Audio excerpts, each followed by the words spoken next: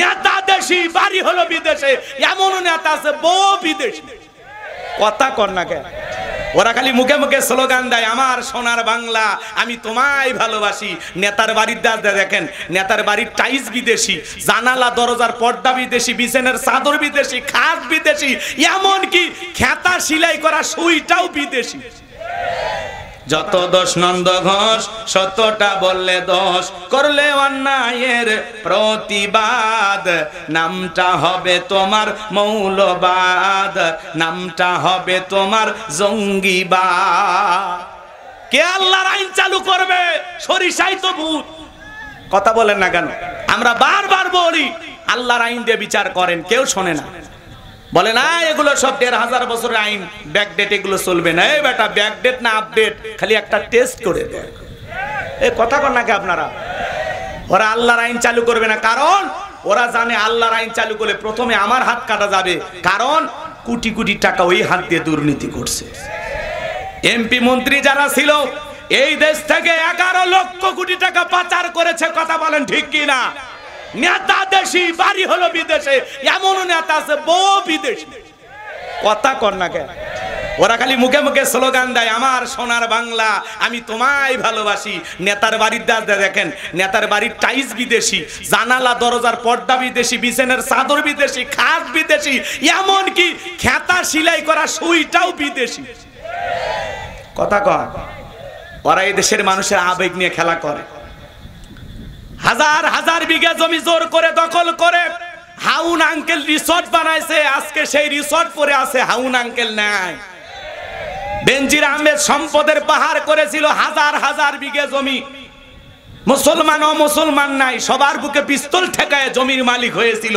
আজকে জমি পড়ে আছে, নেতা নাই। ৫-১০ কোটি টাকা দামের গাড়িগুলো গ্যারেজে পড়ে আছে, এমপি মন্ত্রী নাই। আছে আছে মন্ত্রীরা সব কোথায় গেল? এমপিরা সব কোথায় গেল? কোথায় কাদের কাকা? ওদের সারা দেশটা এখন লাগে ফাঁকা ফাঁকা। পালাবো না, পালাবো না, পালাবো না, যায় না তাদের দেখা। ওদের সারা দেশটা এখন লাগে ফাঁকা ফাঁকা। আইনে মন্ত্রী আটকে গেল আইনেরই ফাঁকে, দাড়ি সারা দরবেশটারে ভণ্ড ভণ্ড লাগে। দাড়ি কাটিয়ে নৌকে চড়ে পালাচ্ছে ওরা, জীবন দেশে তাও নৌকা ছাড়েনি। এখন আবার দীর্ঘদিন জেলখানায় থাকার কারণে সালমান এফ রহমানের মুখে নতুন করে দাড়ি উঠেছে। কথা কর না কেন? দাড়ি সারা দরবেশটারে ভণ্ড ভণ্ড লাগে।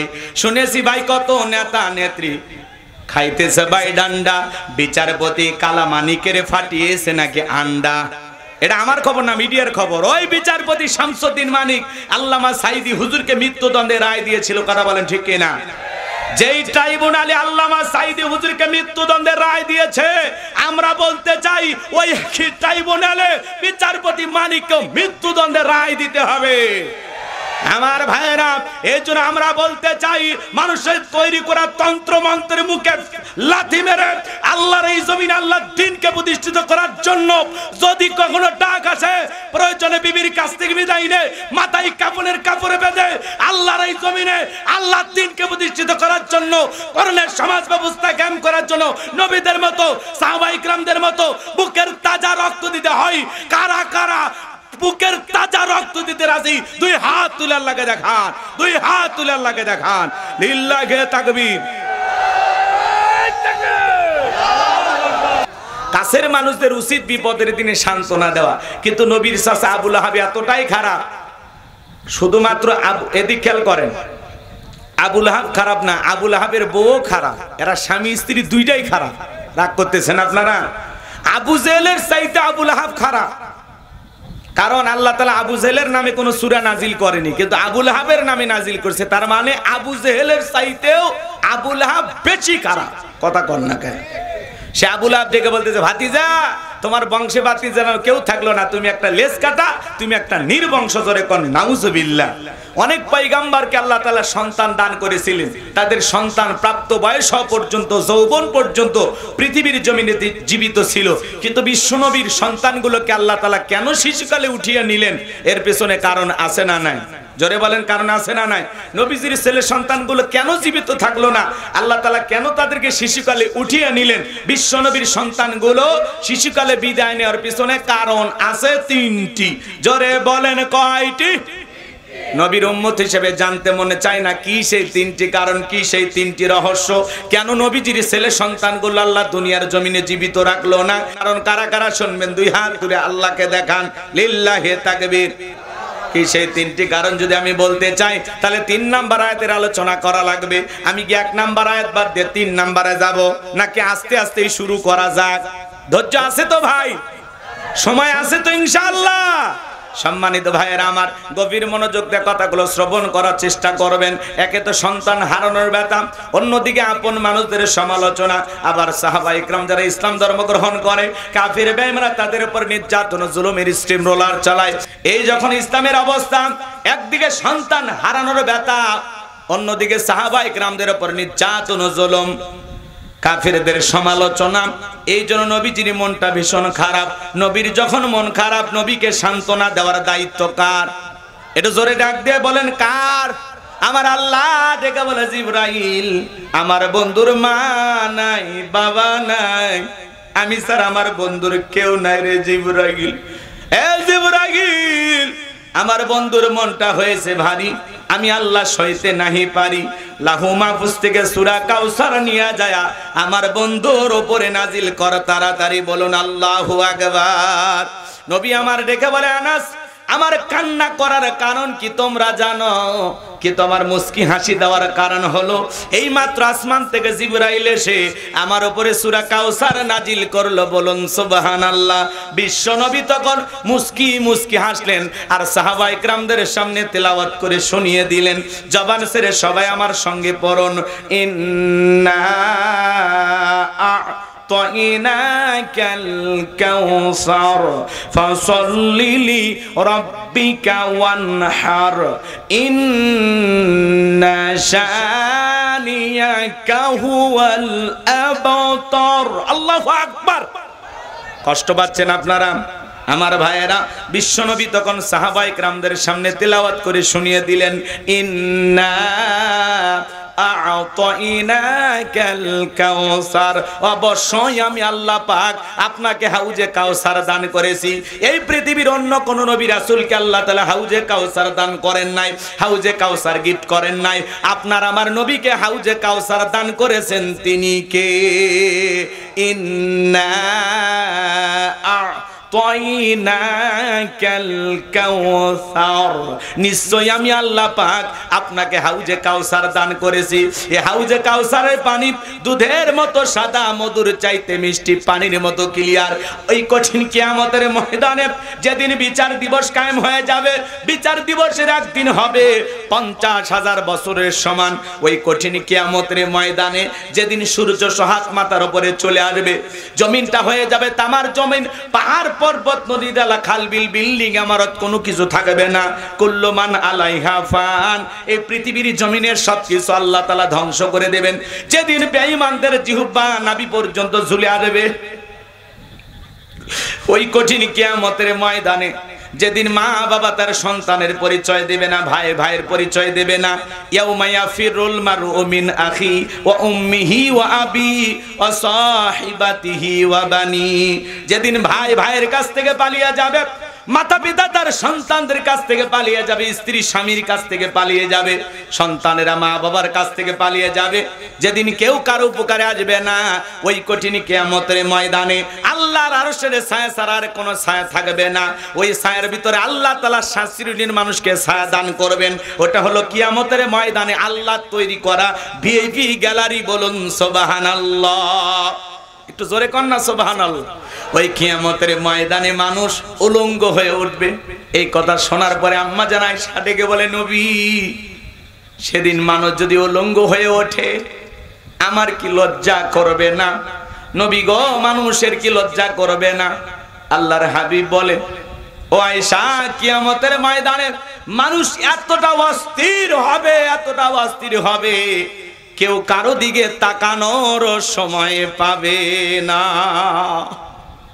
একজন যারা জনের দিকে তাকাবে সেই সুযোগ তার হবে না। আল্লাহু আকবার। তাহলে কিয়ামতের কঠিন দিন কতটা ভয়ঙ্কর হবে। কষ্ট হচ্ছে আপনাদের, মন খারাপ করতেছেন আমার কথায়। ওই কিয়ামতের ময়দানে মানুষ পানি পানি বলে চিৎকার মারবে, দলে দলে মানুষ বিশ্ব নবীর দিকে রওনা করবেন। আমার ভাইয়েরা, কিছু মানুষের সামনে আল্লাহ রাব্বুল আলামিন পর্দার আবরণ তৈরি করে দিবেন। নবী তখন ডেকে বলবেন, আল্লাহ আমি আমার উম্মতদের সংখ্যা অনেক বেশি দেখতে পাইলাম, কেন জানি সংখ্যাটা কমে গেল বুঝতে পারলাম না। আল্লাহ তখন ডেকে বলে, বন্ধু পাইকারি দরে আপনি সবাইকে হাউজে কাউসারে পানি পান করাইতে পারবেন না। দুনিয়ার জীবনে দুইটি অপরাধ করেছিল যারা, আপনার হাতে হাউজে কাউসারের পানি পাবে না তারা। জোরে বলেন কয়টি অপরাধ? ও বগুড়ার মুসলমান, কি সেই দুইটি অপরাধ জানার দরকার আছে না নাই? কারা কারা শুনবেন একটু হাত তুলে দেখান তো দেখে। লিল্লাহে তাকবীর, একটু জোরে তাকবীর দেন, লিল্লাহে তাকবীর। হাত নামান। পিছনের ভাইরা একটু আওয়াজ দিতে চায় না, ওরা মনে হয় রোজা আছে নাকি। ভাই আপনারা রোজা আছেন? এদিক শোনেন, এদিকে শোনেন।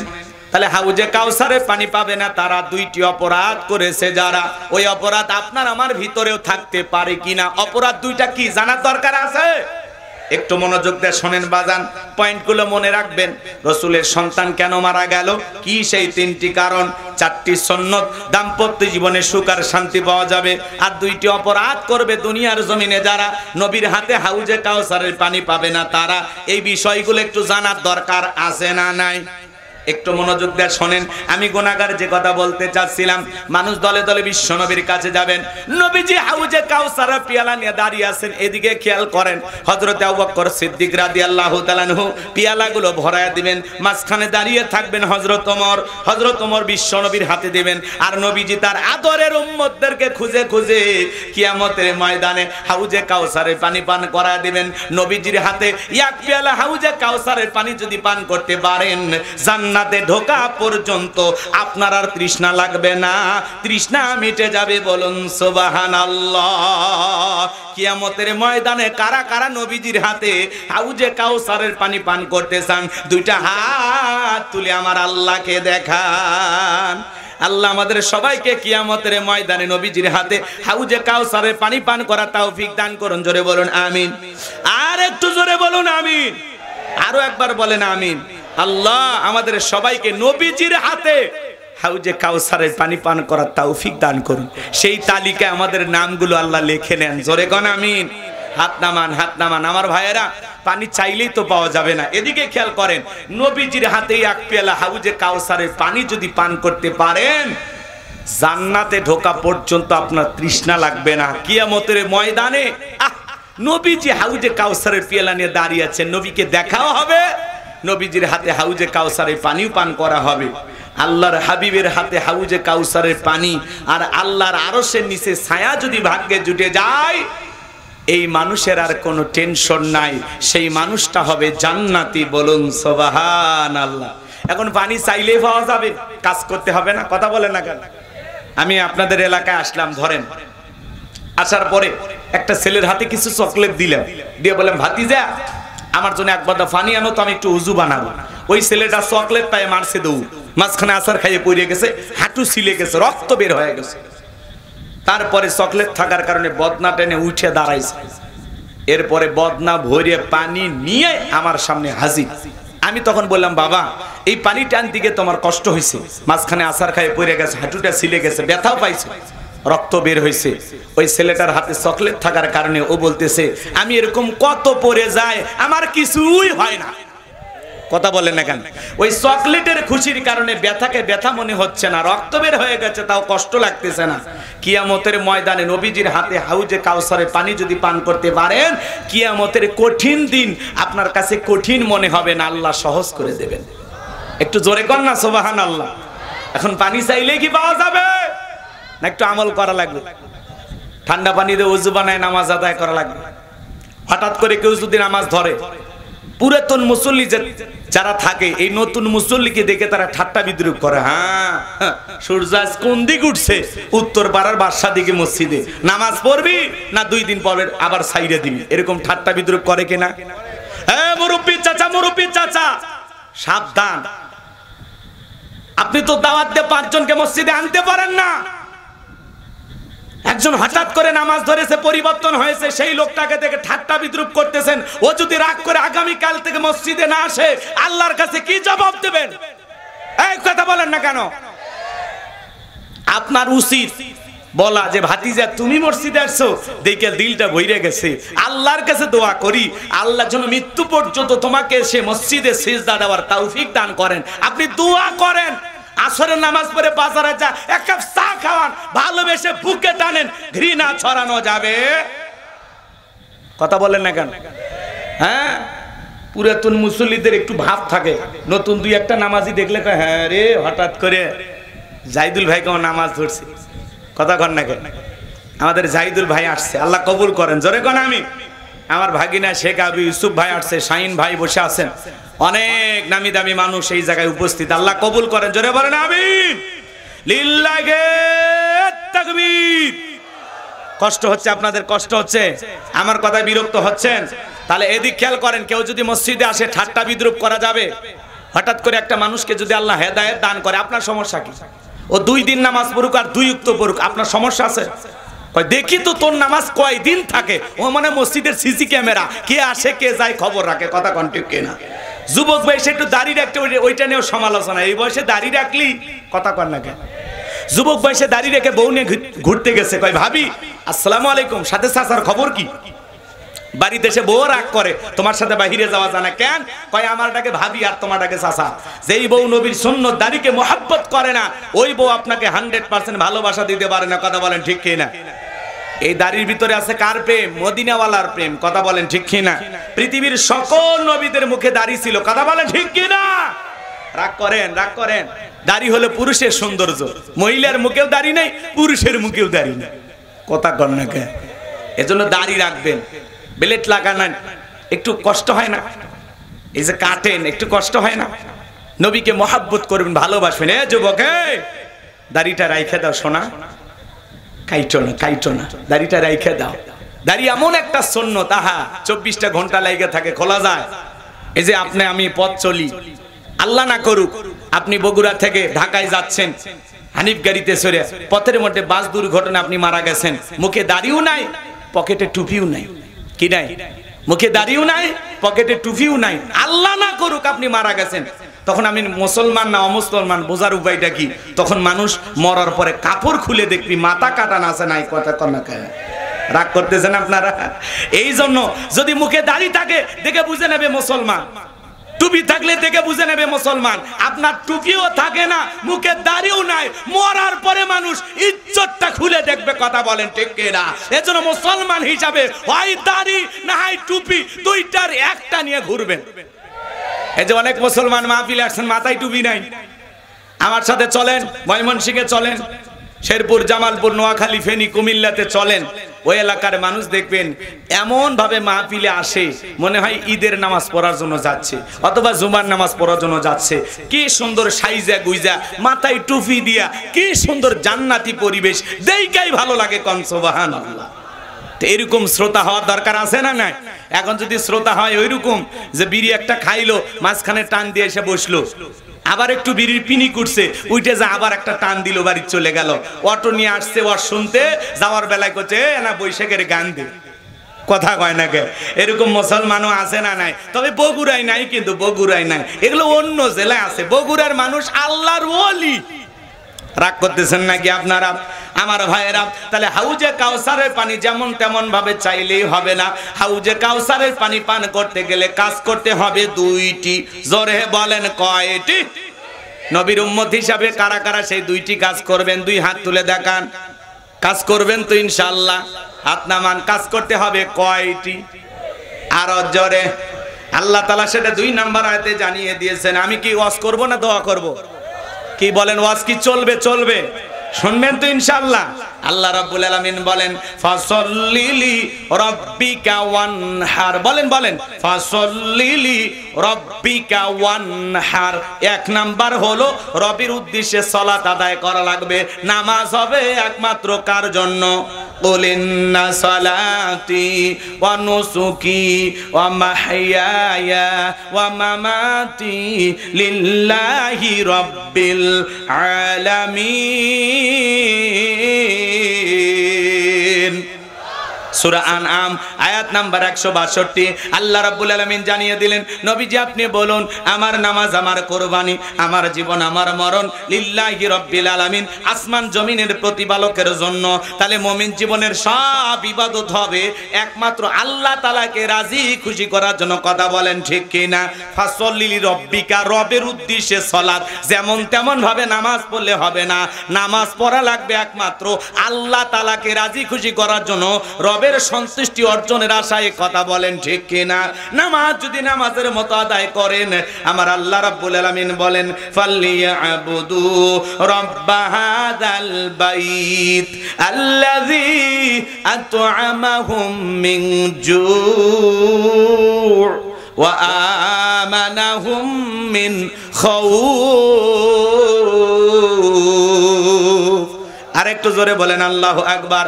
আমার আল্লাহ রাব্বুল আলামিন বলেন, এই ঘরের মালিকের ইবাদত করো। ইবাদত যদি ইবাদতের মতো হয়, বান্দার নামাজ যদি নামাজের মতো হয়, যে বান্দা 5 ওয়াক্ত সালাতে মাথা নত করে আমি আল্লাহকে সিজদা দিতে পারে, বান্দারে তোর নামাজ যদি নামাজের মতো হয়, রুকু সিজদা যদি সঠিকভাবে করতে পারো, আমি আল্লাহ রাব্বুল আলামিন তোমাকে দুইটা জিনিস দেব। যে বান্দা নামাজের মতো নামাজ আদায় করবে, রবকে খুশি করার জন্য সালাত আদায় করবে, আমার আল্লাহ সেই বান্দাকে দুইটা জিনিস পুরস্কার দেবে।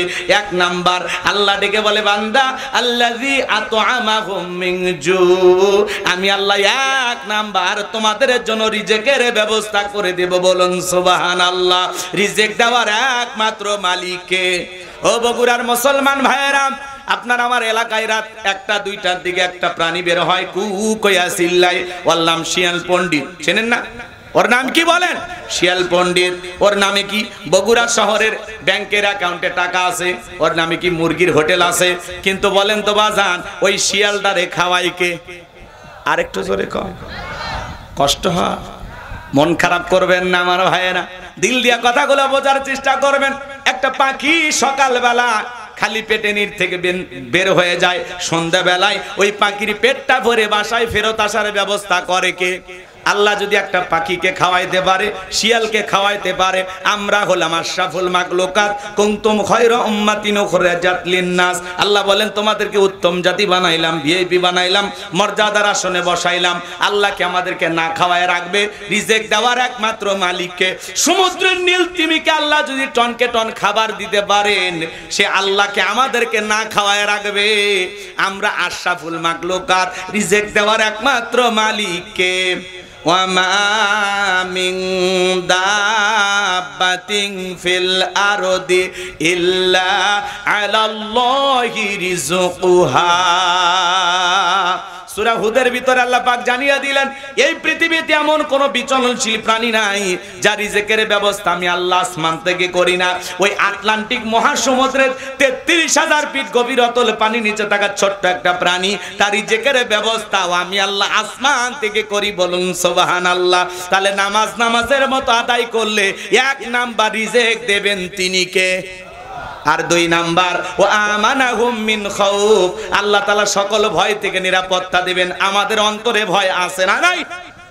আপনি বিকাশের দোকানদার, রাত 2টার দিকে বগুড়া শহর থেকে আপনি বেজোরা ছকপাড়ায় আসবেন, রাত 2টা বাজে, মনে মনে ভাবতেছেন, আল্লাহ পকেটে আমার 2 লাখ টাকা আছে, নিয়ে আমি বেজোরা চকপাড়া পর্যন্ত পৌঁছাইতে পারবো নাকি ছিনতাইকারীর কবলে পড়ে টাকা জান 2টাই হারাবো? ভয় আছে না নাই?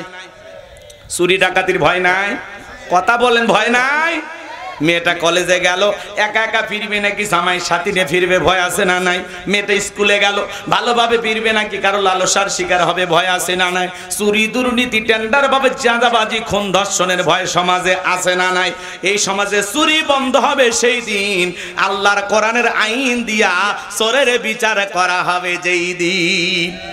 আজ থেকে 1,500 বছর আগে আল্লাহ আইন দিয়েছেন, ওয়াসারিকু ওয়াসারিকাতু ফাকতাউ আইদিয়াহুমা জাযাআম বিমা কাসাবা নাকালাম মিনাল্লাহ। আল্লাহু আকবার। আজ থেকে 1,500 বছর আগে আল্লাহ আইন দিয়েছেন। সূরা মাইদার 38 নম্বর আয়াতে চোর পুরুষ হোক আর নারী হোক, আল্লাহর বিধান, আল্লাহর ফয়সালা। অপরাধ যদি প্রমাণিত হয় চোরের হাত কেটে দাও। একটা চোরের হাত কেটে সোশ্যাল মিডিয়ার মাধ্যমে যদি ফলাও করে প্রচার করা হতো, বাংলার পার্লামেন্টে আইন পাস করা হলো, চুরি করলে অপরাধ প্রমাণিত হলে হাত কেটে দেওয়া হবে। একটা চোরের হাত কেটে খালি মিডিয়াতে ফলাও করে প্রচার করে দেখেন, সমস্ত চোরেরা তওবা করে আল্লাহর ওলি হয়ে যাবে। কথা বলেন ঠিক কি না? কে শোনে কার কথা? আজও গেল না মনের ব্যথা। এখন উচিত কথা যদি কই, পিঠের ওপর দিয়া যাবি মই। এই আনন্দে কিছু লোক কিনা খাবে স্পেশাল দই। আমার আল্লাহ বলেন ফাসল্লিলি রব্বিকা ওয়ানহার, ফাসল্লিলি রব্বিকা ওয়ানহার। এক নাম্বার হলো ফাসল্লিলি রব্বিকা, রবের উদ্দেশ্যে সালাত আদায় করা লাগবে। নামাজ হবে একমাত্র কার জন্য? তাহলে নামাজ যদি নামাজের মতো আদায় করেন, আল্লাহ দুইটা জিনিস দিবেন। এক নাম্বার রিজিকের ব্যবস্থা করবেন, আর দুই নাম্বার সকল ভয় থেকে আল্লাহ নিরাপত্তা দান করবেন। বলুন সুবহানাল্লাহ। তাহলে নামাজ নামাজের মতো আদায় করব তো ইনশাআল্লাহ। আল্লাহ বলেন কদ আফলাহাল মুমিনুন আল্লাযীনা হুম ফি সালাতিহিম খাশিউন। আল্লাহ বলেন অবশ্যই মুমিনেরা সফল, যারা নিজেদের সালাত বিনয়ের সহিত, নম্রতার সহিত, আল্লাহর ভয় নিয়ে সালাত আদায় করে। মুমিন হিসাবে বলেন তো বাজান, সালাত আদায় করতে হলে অন্তরে ভয় থাকতে হবে কার? আল্লাহর ভয়ে নামাজ আদায় করা লাগবে, আল্লাহর ভয় নিয়ে। ইয়া আইয়ুহাল্লাযীনা আমানুত্তাকুল্লাহ, হে ঈমানদারগণ আমি আল্লাহকে ভয় করো। হাক্কা তুকাতিহি, ভয় করার মতো ভয় করো। আল্লাহর ভয় নিয়ে নামাজে দাঁড়াইতে হবে। আপনি আমি যখন নামাজে দাঁড়িয়ে যাব, মনে মনে এই খেয়াল করব, আমি নামাজ আদায় করতেছি, আমার আল্লাহ আমাকে দেখতেছেন। কথা বলেন ঠিক কি না? কথা কয় না কেন? রাগ করেন আপনারা, রাগ করেন, মন খারাপ করবেন না। আমাদের সমাজে নামাজি আছে 5 রকমের। জোরে বলেন কয় রকমের? 5 রকমের। একটা হলো 5-এর, 7-এর, খাটের, ঠাটের, ভোটের। বুঝতে পারলেন না তো? এবার খেয়াল করেন, নিয়মিত যারা 5 ওয়াক্ত সালাত আদায় করে এরা হলো নির্ভেজাল মুমিন, খাঁটি মুসলমান, নির্ভেজাল আল্লাহর গোলাম। 5 ওয়াক্ত নামাজ আদায় করে যারা অরিজিনাল আল্লাহর গোলাম, তারা কথা বলেন ঠিক কিনা? কথা কয় না কে? কয় ওয়াক্ত? 5 ওয়াক্ত। এরা হলো খাঁটি মুমিন। আর 7 দিন পরে পরে জুমার নামাজ পড়ে যারা, লাইফ সাপোর্টে বেঁচে থাকা মুসলমান, তারা 7 দিন পরে পরে জুমার নামাজ পড়বার যায়, আর মসজিদের টাইসে ধুলে দেখে বলে হুজুর, হ্যাঁ ধুলে ধুলে মসজিদের টাইসে ধুলে, বেতনটা না হালাল করেন, খাচ্ছেন আর বয়লারের মতো মোটা হচ্ছেন। কথা কর না কেন? এই ছেলে, মসজিদের ধুলে ঝাড়ু দেওয়ার দায়িত্ব কি হুজুরের একা? এই বেটা, মসজিদে ময়লা পড়ে আছে, মসজিদের টাইসের ধুলেটা ময়লাটা তুমি নিজে পরিষ্কার করো, তোমার অন্তরের ময়লা আল্লাহ দূর করে দেবে। কথা বলেন ঠিক কিনা? বিশ্বনবী এক জায়গায় সালাত আদায় করলেন, পাশে একটা নতুন কবর। আল্লাহর হাবিব নবী মুহাম্মদ রাসূলুল্লাহ সাল্লাল্লাহু আলাইহি সাল্লাম তাকিয়ে বললেন, এই কবরে থাকা ব্যক্তি জান্নাতি। সুবহানাল্লাহ। সাহাবায়ে কেরাম জিজ্ঞাসা করলেন, নবী গো, এই ব্যক্তি কি এমন আমল করেছে যার কারণে আল্লাহ তাআলা তাকে জান্নাত দিয়েছেন? নবী আমার ডেকে বলে, আল্লাহর এই গোলাম নিয়মিত আল্লাহর ঘর ঝাড়ু দিত, আল্লাহর ঘরে পরিষ্কার পরিচ্ছন্ন রাখতো, এই আমলে খুশি হয়ে আল্লাহ তাকে জান্নাত দিয়েছে। তাহলে মসজিদ ঝাড়ু দেওয়ার কারণে আল্লাহ খুশি হয়ে যদি জান্নাত দেয়, সেই কাজ আপনি আমি করলে ভাগ্যে জান্নাত জুটতে পারে কিনা? হ্যাঁ, কথা কয় না গো? আপনারা কি ক্লান্ত হয়েছেন? খাবারের ব্যবস্থা করব? হ্যাঁ, কি কষ্ট হয়? কষ্ট হয় কথা বলতে? একটা তাকবীর দেন, লিল্লাহে তাকবীর। আমার দিকে খেয়াল করেন বাজান গো আমার। তাহলে 7 দিন পরে পরে জুমার নামাজ পড়ে যারা, লাইফ সাপোর্টে বেঁচে থাকা মুসলমান, তারা মানুষ মারা গেলে দেখবেন মসজিদের মাইকে এলান হয়, এই গ্রামের অমুক ব্যক্তি বেঁচে নাই, ইন্না লিল্লাহি ওয়া ইন্না ইলাইহি রাজিউন। সকালবেলা ঘুমোতে গোটা বলে, বিবি রে শুনলি উত্তর পাড়ার অমুক মারা গেছে। গতকাল আগের দিনেই নিশ্চিন্তপুর বাজারে চা খাইলাম, আরে কি ভালো মানুষ, চায়ের বিল দিবার দিল না।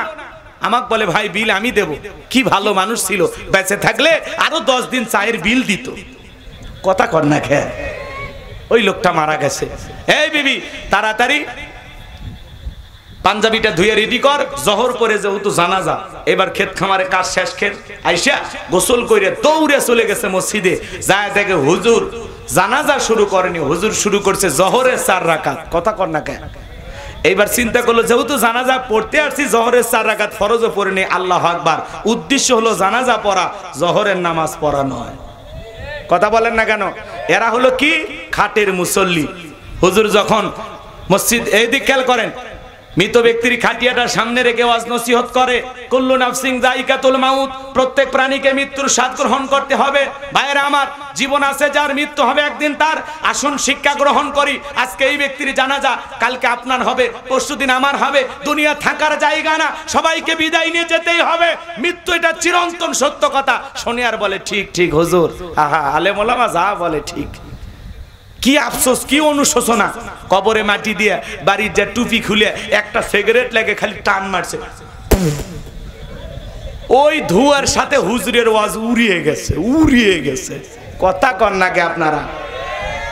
মানে এমন আফসোস অনুশোচনা তখন করতো যখন জানাজা পড়তে আসছে, মনে হয় জীবনে আর মসজিদ ছাড়বি না, নামাজ ছাড়বে না, ভালো হয়ে যাবি। কিন্তু জানাজা পড়ে বাড়ির যায়া হুজুরের ওয়াজ আর মনে থাকে। এই যে প্যান্ডেলে যখন ওয়াজ শুনে, আহারে আলেম ওলামা যা বলে, আহা পরিবর্তন হওয়া দরকার, ঠিক ঠিক ঠিক। বাড়ির যায়া ঘুমোর থেকে উঠে পরের দিন কি ওয়াজ শুনছে আর মনে নাই, খালি করছে হুজুর ওই যে একটা গান করছিলেন না, ভাল লাগছিল। আছে না হুজুর ওই যে হাসির কথাটা বলছেন, ভাল লাগছিল, ওই হাসির কথা মনে আছে, গান মনে আছে, ওয়াজ মনে নাই। কথা কর না কেন? এই দেশের শ্রোতার এমন হালত হয়ে গেছে, পেশাব করতেছে আর তোফাজ্জলের ওয়াজ শুনতেছে। কথা কন নাকি আপনারা? এই যদি শ্রোতার অবস্থা হয়, এই শ্রোতা দিয়ে কি পরিবর্তন হবে বলেন? তাহলে মানুষ মরে গেলে জানাজার নামাজ পড়ে যারা, খাটের মুসল্লি তারা। কথা ক্লিয়ার না ভেজাল আছে? আচ্ছা, জানাজায় যে পরিমাণে জহরের নামাজ পড়ে লোক হইছে, ওই পরিমাণে ফজরে মুসল্লি ছিল? এই দেশে জুমার নামাজের জন্য মসজিদ ভাঙে 2 তালা 3 তালা করা হয়, আর ফজরের নামাজের সময় এক কাতার মুসল্লি পাওয়া যায় না। এমনও মসজিদ আছে হুজুর একাই আজান দিয়ে, মুয়াজ্জিম একাই নামাজ পড়ে। কথা কন ঠিক কি না? এক হাজি বিয়ে বাড়িতে বেড়াইবার গেছে, যা বলতেছে, বিয়ে আমি ট্রিপল হাজি 3 বার হজ করছি, জামাত ছাড়া নামাজ পড়ি না। ফজরের আজান হচ্ছে, মসজিদ কোন দিকে দেখে দেন? কয় সোজা যা ডানে, ডানে যায় বামে, একেবারে দেখবেন সামনেই, ওটাই মসজিদ। কথা কয় নাকি? এইবার মসজিদে যায়, দেখে মসজিদের গেটে কি তালা, তালা, কিন্তু আজান হচ্ছে। চিন্তা করে গেটে তালা, আজান হয়, ব্যাপারটা কি? এদিক ওদিক তাকায়, কোনো কিছু নাই। পরে দেখে মসজিদের সাথে ছোট্ট একটা ঘর, তার মানে কার ঘর? মুয়াজ্জিমের ঘর। কথা কয় নাকি? এইবার ওই ঘরে জানালা দিয়ে তাকায় দেখে হুজুরটাই ল্যাপের ভিতর শুতে থেকে আজান দিচ্ছে। কথা কি বুঝছেন? আজান দেওয়া শেষ। এইবার এই মুরব্বী জিজ্ঞাসা করছে, হুজুর ল্যাপের ভিতর শুয়ে থেকে আজান দিলেন? তখন বলতেছে, আগে আপনি আমার প্রশ্নের উত্তর দেন, আপনি মানুষ না জিন? তখন বলতেছে, কেন? বলতেছে, শোনেন, এই গ্রামের কোন মানুষ ফজরের নামাজের সময় মসজিদে আসেন, এই জন্য বলতেছি আপনি মানুষ না জিন? তখন বলতেছে, না বাবা, আমার বিয়ে বাড়ি এলাকায় আমি বেড়াইতে আসছি, আমি হাজি মানুষ, জামাত ছাড়া নামাজ পড়ি না, এই জন্য মসজিদে আসছি, আমি মানুষ, আমি জিন না। তখন বলতেছে, শোনেন, কেউ আসে না, অলসতা ধরে গেছে, শরীরটাও খুব খারাপ, ওই জন্য আগে ভাগে মাইকিটি সেট করে থুছিলেন। কথা কন নাকি? তাহলে ঠিক মতো যদি আপনি মসজিদে না যান, হুজুরও অলস হয়ে যায়। কথা কন নাকি? রাগ করতেছেন নাকি আপনারা? আর 2 দিন নামাজ পড়ে যারা, এরা হলো ঠাট। আমি ভ্যানোর থেকে পাঞ্জাবি কিনছি রে, এটা নিউ মার্কেটের মাল। কথা কন নাকি? পাঞ্জাবি কিনে ঈদের নামাজ পড়বে গেছে, ঈদের নামাজ শেষে বলে, হুজুর আপনারাই বলেন ঈদের শেষে একটু কোলাকুলি করা লাগে, আপনি আসেন। এদিক খেয়াল করেন। তাহলে গভীর মনোযোগ দিয়ে শোনেন, 2 ঈদের নামাজ পড়ে যারা, ঠাটের মুসল্লি তারা, হুজুরক বলতেছে, হুজুর আসেন একটু কোলাকুলি করি। কি বলতেছে? হুজুর আসেন একটু কোলাকুলি করি। এইবার হুজুর কোলাকুলি করতে চায়, মাঝে মাঝে দেখবেন বাজান এমন মানুষ পেটটা হয়ে গেছে এত বড় মোটা, 26 মাসের গর্ভবতী, হুজুরকে বুকে নিতে চায়, কিসের বুকের সাথে বুক মিলাবে, মাঝখানে ব্যারিকেড হলো পেট, কোলাকুলি হচ্ছে না, খালি হচ্ছে পেটা পেটি। কথা কন না কেন? হুজুরের সাথে কোলাকুলি করতেছে। হুজুর তখন বলতেছে, ভাই রোজা কয়টা? 29টা না 30টা? কয় রোজা রাখিনি, তারাবি পড়িনি, কিন্তু ইফতার খাওয়া মিস করিনি। এরা হলো ঠাটের মুসল্লি। আর নির্বাচনের আগে মাথায় টুপি পাঞ্জাবি পইরা জনগণের সামনে হাজির হয় যারা, ভোটের মুসল্লি তারা। কথা বলেন না কেন? নির্বাচনের আগে মাথায় টুপি, মুখে দাড়ি, গায়ে পাঞ্জাবি লাগায়া জনগণের সামনে হাজির হয় যারা, এমন ভাবে হাজির হয় মনে আসমান থেকে জিবরাইলের খালাতো ভাই আসছে। কথা কোন ঠিক কিনা? এই জন্য মনে রাখবেন, নির্বাচনের আগে মাথায় টুপি, গায়ে পাঞ্জাবি দিয়া মসজিদে হাজির হয় যারা, এরাই হলো ধর্ম ব্যবসায়ী। কথা বলেন ঠিক কিনা?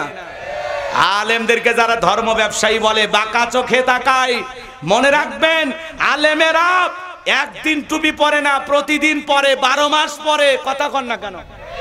আর আপনি হঠাৎ করে নির্বাচনের মার্কাবার হয়ে গেলে টুপি, তসবি, যাই নামাজ, মাথায় পট্টি, তার মানে এরাই হলো সবচাইতে বড় ধর্ম ব্যবসায়ী। কথা বলেন না কেন? রাগ করতেছেন আমার কথায়? তাকবীর না, লিল্লাহে তাকবীর, লিল্লাহে তাকবীর। প্রধান মেহমানের আগমন, লিল্লাহে তাকবীর। হ্যাঁ ভাই, বসেন বসেন। আল্লাহ রাব্বুল আলামিন বলেন, ফাসাল্লি রাব্বিকা ওয়ানহার। এক নাম্বার হলো রবের উদ্দেশ্যে সালাত আদায় করা লাগবে। তাহলে নামাজ হবে একমাত্র কার জন্য? কারা কারা 5 ওয়াক্ত সালাত আল্লাহকে রাজি খুশি করার জন্য আদায় করবেন? 2 হাত তুলে আল্লাহকে দেখান। আল্লাহ আমাদের সবাইকে 5 ওয়াক্ত নামাজি বানায় দেন। জোরে বলেন আমিন। আর একটু জোরে বলেন আমিন। তাহলে ফাসাল্লি রাব্বিকা ওয়ানহার, এক নাম্বার রবের উদ্দেশ্যে সালাত। তাহলে আল্লাহকে রাজি খুশি করার জন্য, আল্লাহর সন্তুষ্টি অর্জনের আশায়, আল্লাহকে খুশি করার জন্য 5 ওয়াক্ত সালাত পড়বেন তো ইনশাআল্লাহ? কারা কারা হাত তোলেন না কেন? নামাজ আদায় করবেন তো ইনশাআল্লাহ? আল্লাহ কবুল করেন। ওয়ানহার, ওয়ানহার মানে কুরবানি করা, নিজের আমিত্বকে কুরবানি করা, অহংকারকে কুরবানি করা, নিজের ভিতরে থাকা পশুসুলভ আচরণকে কুরবানি করা। কথা বলেন ঠিক কিনা? এদিক এদিক দেশের জন্য জান, মাল, অর্থ সবকিছু কুরবানি হবে কার জন্য? জোরে বলেন কার জন্য? তাহলে আল্লাহর জন্য সবকিছু কুরবানি করতে রাজি আছেন তো ইনশাআল্লাহ? শহীদ আবু সাইদের মতো দেশের জন্য কুরবানি হওয়া লাগবে, মুগ্ধ ভাইয়ের মতো দেশের জন্য কুরবানি হওয়া লাগবে। কথা বলেন ঠিক কি না? কুরবানি করা মানে খালি গরু ছাগল জবাই করে না। 7 জন ভাগে একটা গরু কিনলেন, 4 জন দড়ি ধরে টানে, পিছন থেকে 3 জন ঠেলে। এমন গরু, যেই গরুর উপরে বয়স্ক ভাতা ওয়াজিব। এমন দুর্বল গাবি জবাই করলে হবে না। আল্লাহ রাব্বুল আলামিন বলেন, তাসুরুন নাদিরিন, এমন একটা চমৎকার আকর্ষণীয় হুষ্টপুষ্ট গাবি জবাই করতে হবে যেটা মোটা তাজা, দেখতে সুন্দর। কথা বলেন ঠিক কি না? কুরবানির ওয়াজ পরে করা যাবে ইনশাআল্লাহ। কুরবানি যারা দিবেন 3টা জিনিস খেয়াল রাখবেন। 1 নাম্বার নিয়ত সহি, 2 নাম্বার টাকাটা হালাল হওয়া লাগবে, আর 3 নাম্বার নামাজি হয়ে কুরবানি দেওয়া লাগবে। দেবেন তো ইনশাআল্লাহ? আল্লাহ কবুল করুন। ইন্না শানিয়া কাহুয়াল আবতার। নবী গো, যারা আপনাকে লেজ কাটার এই বংশ বলে আপনি মন খারাপ করবেন না, কষ্ট মনের মধ্যে নেবেন না। ও নবী, শিশুকালে আপনার সন্তানগুলোকে নিয়ে সেজন্য কষ্ট মনের মধ্যে নেবেন না। নবী গো, এই পৃথিবীর জমিনে আমি আল্লাহ রাব্বুল আলামিন আপনাকে মহব্বত করা, আপনাকে ভালোবাসার কোটি কোটি রুহানি সন্তান পাঠাবো, যারা আপনার জন্য জীবন দিতে প্রস্তুত থাকবে। বলুন আল্লাহু আকবার। তাম পৃথিবীতে 200 কোটির উপরে মুসলমান, আমরা সবাই নবীজির রুহানি সন্তান। সুবহানাল্লাহ কোন? আমরা নবীর কি সন্তান বলেন? রুহানি সন্তান। এদিকে খেয়াল করেন ভাই, যুবকেরা বসো, বাবা বসো, পরিবেশটা সুন্দর করেন। সবাই বসেন, সবাই বসেন। আলহামদুলিল্লাহ, কালেকশন হয়ে গেছে তো নাকি বলেন যুবকেরা? হ্যাঁ, ভাইয়ের সাথে ফোনে কথা হয়, মাশাআল্লাহ। বসেন, হয়ে গেছে আলহামদুলিল্লাহ। আর আমরা ভাইকে কষ্ট দেব না। আমি শেষ কথাটা যেটা বলতে চাচ্ছিলাম, আজও পৃথিবীর জমিনে নবীকে গালি দেবে যারা, এদিকে খেয়াল করেন। ফ্রান্সের যারা দেয়ালে দেয়ালে কার্টুন প্রদর্শন করতো, নাকটা বেঁকা করিয়া, দাড়িটা বেঁকা করিয়া, বলে ইনি মুহাম্মদ, জোরে কর নাউজুবিল্লাহ। আমার নবী কি দেখতে কার্টুনের মতো? এই পৃথিবীর সবচাইতে সুন্দর মানুষটির নাম মুহাম্মদ রাসূলুল্লাহ সাল্লাল্লাহু আলাইহি ওয়াসাল্লাম, যে নবীর চরিত্রের সার্টিফিকেট আল্লাহ দিয়ে বলেন, ওয়া ইন্নাকা লা আলা খুলুকিন আযীম। নবী গো, আপনি হলেন পুত পবিত্র মহান চরিত্রের অধিকারী। আযীম আরবিতে এমন একটি শব্দ যার গভীরতা মাপা যায় না। বলুন সুবহানাল্লাহ। যে নবী 63 বছরের জিন্দেগিতে একটি মিথ্যা কথা বলেননি এমন বিশ্ব রেকর্ড পৃথিবীর আর কোন নেতার আছে? সেই নবীকে আদর্শ মানতে রাজি আছেন তো ইনশাআল্লাহ? সেই নবীকে গালি দিয়েছিল ওলীদ বিন মুগীরা, কথা বলার সুযোগ নাই। আল্লাহ আয়াত নাজিল করে বলেন উতুল্লিম বাদা যালিকা জানিম, নবী গো এই ওলীদ বিন মুগীরা হলো পিতৃ পরিচয়হীন জারর সন্তান, এর জন্মের ঠিক নাই, একটা বাস্টার্ড। আজও পৃথিবীর জমিনে, ভারতে বলেন, বাংলাদেশে বলেন, পৃথিবীর যেই মানচিত্রেই বিশ্ব নবীকে নিয়ে গালি দেওয়া হবে, কুরুচিপূর্ণ মন্তব্য করা হবে, বুঝে নেবেন ওর জন্মের ঠিক নাই, ও পিতৃ পরিচয়হীন জারর সন্তান। কেউ যদি আমার বাপকে গালি দেয় মাইনা নেব, আমার মারে গালি দিলে আমি মাইনা নেব, আমাকে গালি দিলে আমি মাইনা নেব। কিন্তু বিশ্ব নবীকে নিয়ে যদি কেউ কুরুচিপূর্ণ মন্তব্য করে, আম্মা জান আয়েশাকে নিয়ে যদি কেউ গালি দেয়, ওই নাস্তিক বেঈমানকে ধইরা ওর বুকের উপরে চইরা জিহ্বা টান দিয়ে ছিঁড়ে কুকুরকে খাওয়ায় দেব। নবীজির অপমান মেনে নেওয়া হবে না। নবীর জন্য কারা কারা জীবন দিতে প্রস্তুত? দুই হাত তুলে আল্লাহকে দেখান, লিল্লাহি তাকবীর। বিশ্ব নবীর অপমান সইবে না রে মুসলমান, বিশ্ব নবীর অপমান। হাত টান টান করে তোলেন, আখিরি মুনাজাত পর্যন্ত থাকবেন তো ইনশাআল্লাহ? আমার ভাই যতক্ষণ আছেন ততক্ষণ আপনারা ধৈর্য সহকারে আলোচনা শুনবেন ইনশাআল্লাহ। বক্তা শ্রোতা সবাইকে আল্লাহ পাক শেষ পর্যন্ত ধৈর্য সহকারে কথাগুলো বলে, এই কথাগুলো যেন আমরা বাস্তব জীবনে আমলও করতে পারি, আল্লাহ যেন সেই তৌফিক আমাদেরকে দান করেন। জোরে বলুন আমিন। ওয়া আখিরি দাওয়ানা আনিল হামদুলিল্লাহি রাব্বিল আলামিন। আসসালামু আলাইকুম ওয়া রাহমাতুল্লাহি ওয়া বারাকাতুহু।